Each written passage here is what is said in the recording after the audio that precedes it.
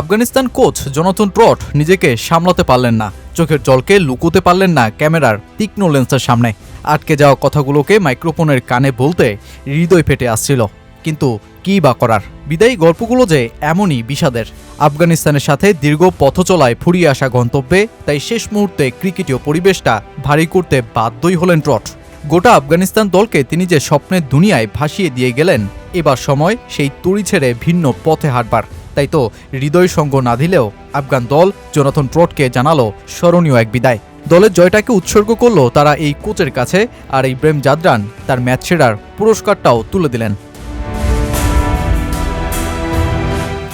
কোনো শিরোপা জয় নেই, তবুও জোনাথন ট্রট আফগানিস্তানের কাছে কোচের চাইতেও বড় কোনো নায়কই বনে গিয়েছিলেন।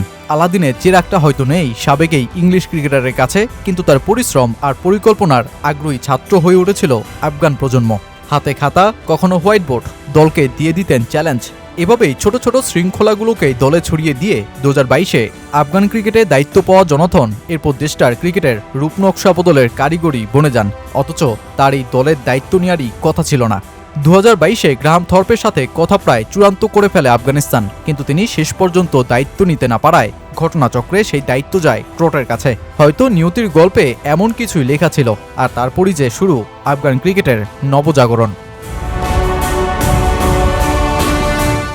2026 টি-20 বিশ্বকাপের শেষ ম্যাচে ইব্রাহিম জাদরানের 95 রানের ইনিংসে ভর করে 200 করা আফগানিস্তান কানাডাকে 82 রানে হারিয়ে দেয়। কিন্তু এরও আগে দলটা সুপার 8 পর্ব থেকেই ছিটকে যায়। কিন্তু তবুও এই আসরে দলটা আনন্দ ছড়িয়ে গেছে। দক্ষিণ আফ্রিকার বিপক্ষে ডাবল সুপার ওভারের নাটকীয় লড়াইটাতে জয় ধরা দিলে আফগানিস্তান থাকতো সুপার 8-এ। তাই তো আফসোস নেই, বরং আরও অনেক বেশি ক্ষুধা নিয়ে ফিরছে আফগানিস্তান। 2022 সালে ট্রট দলটার দায়িত্ব নেওয়ার পর আফগানিস্তান নিজেদের সামর্থ্যের চাইতেও যে বেশি কিছু দিয়েছে। 50 ওভারের বিশ্বকাপে অল্পের জন্য সেমিফাইনাল মিস করার পর 2024 টি-20 বিশ্বকাপে তারা শেষ 4-এ পৌঁছয়।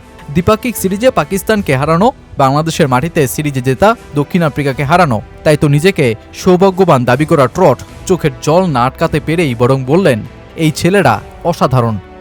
আয়ারল্যান্ড সফরের প্রথমবারই বুঝেছিলাম ছেলেরা কতটা প্রতিভাবান এবং মনোযোগী। প্রথমবার ইব্রাহিম জাদরান, আজমতুল্লাহ ওমরজাই, রহমানুল্লাহ গুরবাজকে দেখে ভেবেছিলাম কি অসাধারণ প্রতিভা।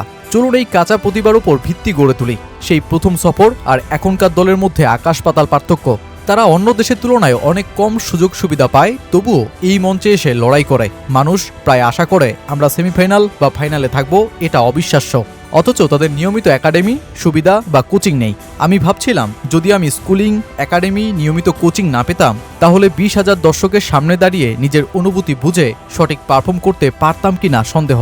আমি যত কোচিং পেয়েছি তার তুলনায় এই ছেলেরা আন্তর্জাতিক পর্যায়ে যে অভিজ্ঞতা নিয়ে খেলছে, দুটোর মধ্যে আকাশ পাতাল পার্থক্য। তাই প্রত্যেকের প্রতি আমার শ্রদ্ধা, তাদের মান আমাকে সবসময় বিস্মিত করবে। 95 রান করে কানাডাকে উড়িয়ে দিয়ে ম্যাচ জেতান ইব্রাহিম জাদরান। বিশ্বকাপের শেষ ম্যাচে সেরা ক্রিকেটার বনেই বিদায় জানান 2026 টি-20 বিশ্বকাপকে।